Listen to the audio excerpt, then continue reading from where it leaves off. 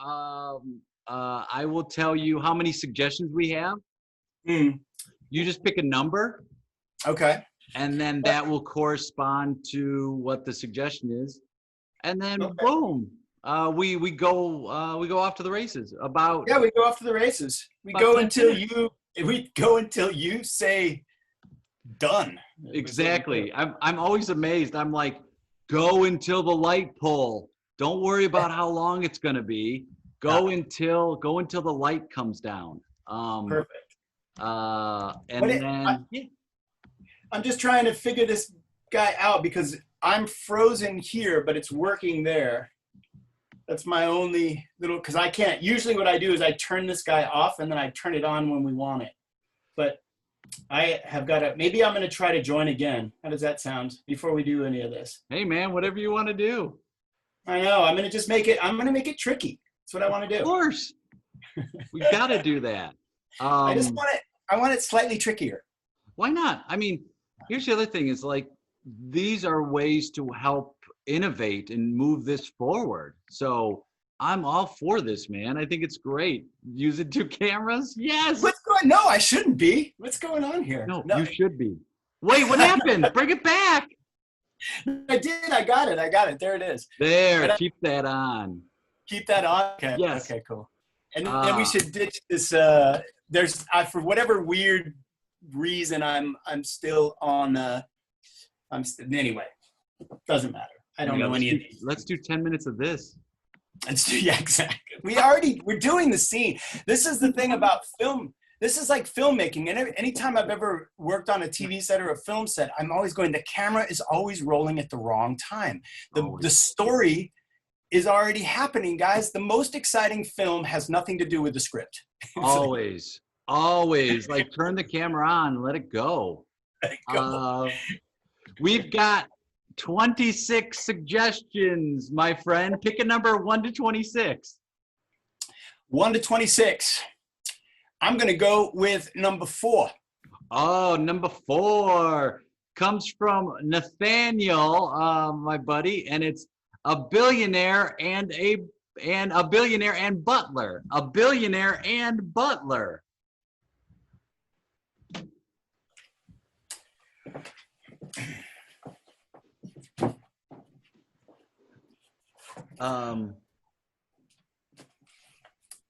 Am I disturbing you, sir?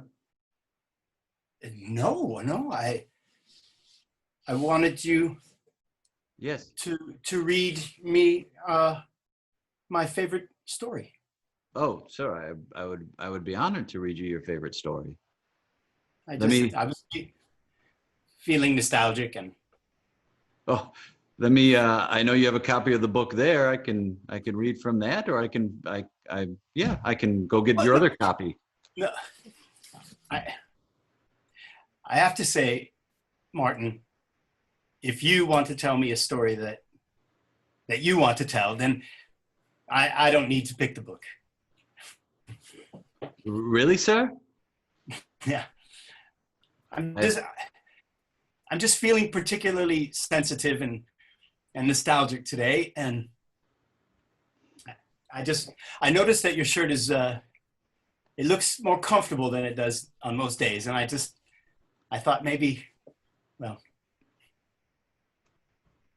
yeah.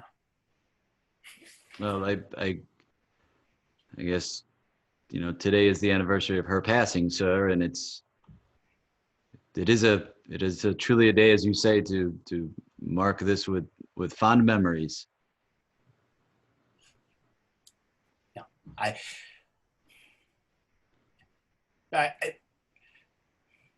your dedication and devotion to her was inspiring. So, thank you, sir. Yeah, it was I wasn't always the most gentle nor the most considerate child either, and I think you've seen all these years go by, and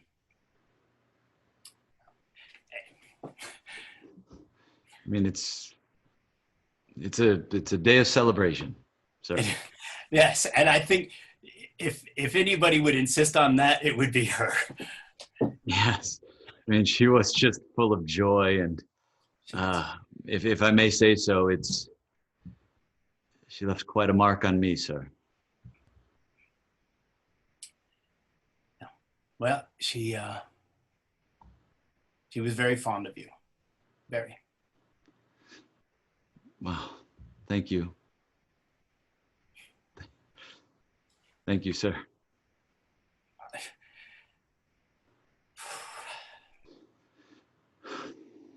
Yeah. So, the story, if... Oh, yes, the story. Once upon a time, in a land far, far away, there lived a young woman.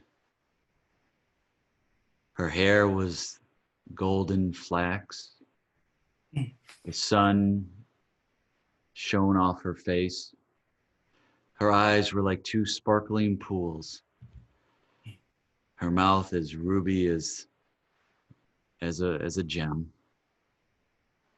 One day, she looked up to the sky and said, "Will I ever become a mother?" And the response back was, "When you're ready."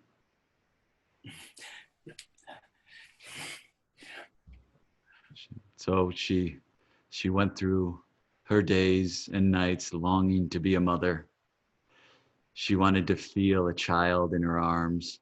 She wanted to feel their skin on her skin. She wanted to raise that child to become an upstanding human, to know what's right and wrong, to know the difference between good and evil, and to make the choices that will help. One day, she met and fell in love with a man. This man was an amazing person, had an ear for the things that were bringing down society, and decided he wanted to do something with it. When they met, they fell in love instantly. She knew that this would be someone that would be her partner for the rest of her life. And every night and every moment, they talked about having a family. They talked about having children. They wanted that laughter to fill up their lives. They wanted a child around so they can raise that child. But every day it was harder and harder and harder. They had given up hope. They had thought they would never be able to have a child. But then, one day, they went to a doctor, and that doctor said, "I'm sorry, you are not going to be able to have children." And they cried and they cried and they pleaded, "Why? Why can't we have children?" And they had given up hope. And right before they thought they were done, the miracle happened. That wonderful woman, she found out she was pregnant. And they clapped and they laughed and they said, "We're going to bring this joy into the world." And they did. And that young man entered the world alone and afraid, but looked to his parents. And his parents held his hand and said, "It's going to be okay." And every day they brought joy and laughter and happiness into their lives and the lives of people around them. And then one day, their hearts just gave out.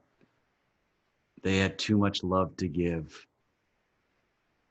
And they said, "Please, please continue your journey and think about us all the days of your life. Become examples. Show people that there's a better way. Treat people with kindness, because in the end, it's only love." And that young man took those words to heart and grew up and became a shining example for all those who know him. The end.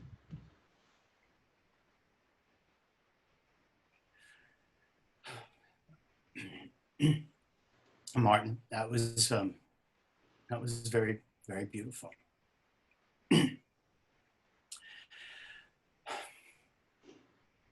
I feel ashamed. How so? I feel ashamed that you had to write a fictitious story, a story that you yourself don't believe about me. I don't think I'm a bright and shining light. I don't think I've taken the lessons from life. I think I'm just a privileged, slothful, greedy,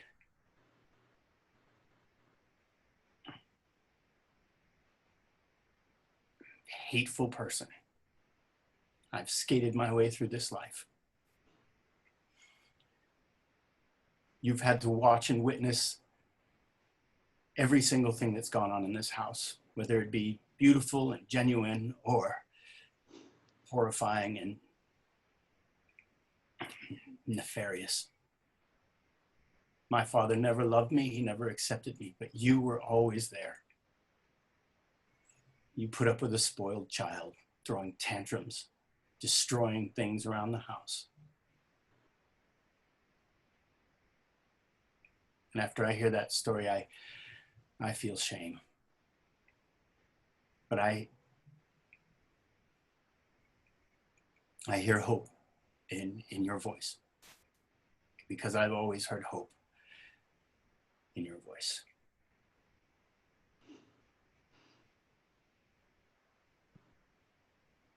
The person who was calling out for a child, that wasn't your father.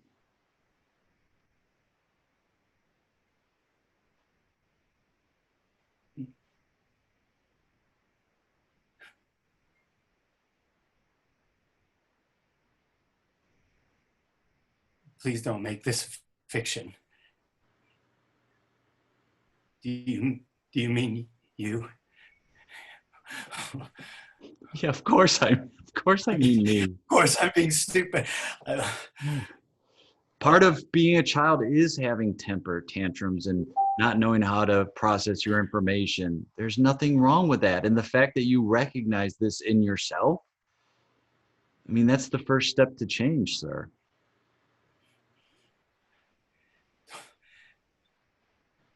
Don't call me sir. What would you like me to call you? Call me son. Really? Oh, really? She would want nothing more. I could. Okay, son. I love you, son. I love you too. Yes. I love you, Father. Oh.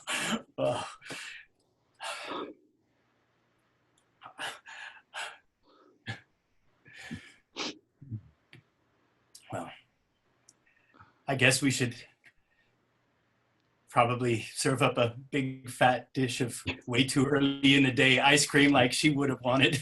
Yes. You know what she said, it's never too early for ice cream. Yeah, right. Okay. Yeah. That is not asking you to go get it. That's no. Yeah. Son, get your father some ice cream. That'll take some getting used to. Yes. Okay. See. Wow. Incredible, man. Oh, good. Dude, that was wow. That was really, what a trip, huh? Oh my God. I'm like, I know. I'm like, God. I don't know when I welled up. I welled up a little early, and I didn't want to pimp you to tell me a bedtime story, but I thought, I just saw somehow, like, I think when I grabbed the book, I felt you wanted to read that story somehow. So it's like, well, and I love that. I don't look at anything in improv as a pimp at all. I look at everything like a gift. And like, if you want me to, because I'm like, it's so much more fun to read a story, like to tell the story than to read it. And I was thinking, okay, do I go and am I going to go get a book? Am I going to take the book? So I think that call to like tell you a story was so much better and deepened everything, man. I thought it was awesome. And like, it was such a skilled improviser move that you were just listening. Like not a lot of people will be vulnerable enough and brave enough just to sit there to listen and go, I'm going to respond at the end. So like you can tell your acting background comes through, man, big time when you play. And I've noticed that we played before, and I noticed that Yeah. before, that it is such a good, it's such a well defined skill you have, is to bring that into scenes, man. And it is just a ball, even though like I'm crying. I think it's just such a ball. Like I had so much fun, and it might be something that people don't get their heads around, is like, well, how can you be having fun when you're very emotional in the scene and crying? And it's like, well, I'm having so much fun because there's just a joy in that play, and knowing that you're also going to be willing to go down that path right now. I just felt so confident and comfortable that you wanted to uncover the same scene I did, right? Yes. Like, well, I love that. Uncover the same scene. Yeah, I just felt it was very, for me, I felt the craft and the joy and the emotional presence that you just brought, like that whole, and this, your comment's perfect. It's like, the scene doesn't need to be uproarious. It doesn't need to be funny. It doesn't need to be pointed or poignant. There are many, many different wonderful things it can be. It can be those things, obviously. Yes. But I am so thrilled to have it be just about anything it wants to be, right? It's like, and frankly, I enjoy them equally, and arguably sometimes, if not more, if this is what we start scratching at. So I love it. Anything it wants to be, like that is, and I think you need, I think for people when they perform, like whether it's on stage or virtually, or you're like, I want to be an improviser, I think it takes a while for some people to understand that, to be like, let the scene be what it's gonna be, and then you're just there for the ride. Yeah, you are a conduit. And I think, and that's so true from, I think, most arts. It's like, yes, and obviously you can skin a cat any way you want to, and there's so many things you can do, but it's so nice to just let the art kind of work its way through what you're doing, you know, and just and obviously your moves and your take and your your tempo and all these dynamics and things are going to define stuff. But there's something, I'm just convinced, even when we started the scene, I just thought there's already something very much here that wants to come out. And that is so key, because then you're never starting a scene. You're never in the beginning having to crank up the scene, right? You're already in it. Yeah, absolutely. It was a joy. It was a joy. I thought you absolutely are one of the most joyful and positive people to play with. It's just fantastic. Strongly recommend this, and something I won't soon forget. So it was really a blast. Thank you, brother. And like you too, I you know, you meet people in all variety of circumstances, and how we met, like I had known you and we had communicated a while ago, but we never had a chance to ever play together. And so when you invited me to play, I was like overjoyed with that. And then, you know, getting a chance here to have you also experiment with like 2 cameras, I'm like, oh yes, like I was such a big fan of that. And then I loved like putting out the information of like her, and then you defined who her was. Like I was thinking like maybe it's a wife, but then you made it like, oh, it's your parent, and I went, it's the oh, matriarch. Right. And that's to me the thrill of this is, here's some information. Now what do you want to do with it? I have to be flexible, and we have to be flexible in the moment to be like, cool, now it's defined as that. But like it just was such a fun, like for me, such a fun and powerful scene of just sitting in those moments. That was really fantastic. And then like call me son, I was like, oh God. No. Like, ah! Like I have a son, and my dad passed away 20 some years ago, but still it's like that bond, and focusing on those emotions and that relationship, man, you can play out any scene. Yeah, absolutely. And I feel the same. I mean, my son, my 14-year-old son, can drag tears out of me quickly. I don't like to tell him, but he can do it. And the little one, the 7-year-old, can do it through a myriad of techniques, you know, so it's like, I think, anything that's like TV or film and it's dad's son and it gets emotional, I'm like, oh yeah, I get it. Hell yeah.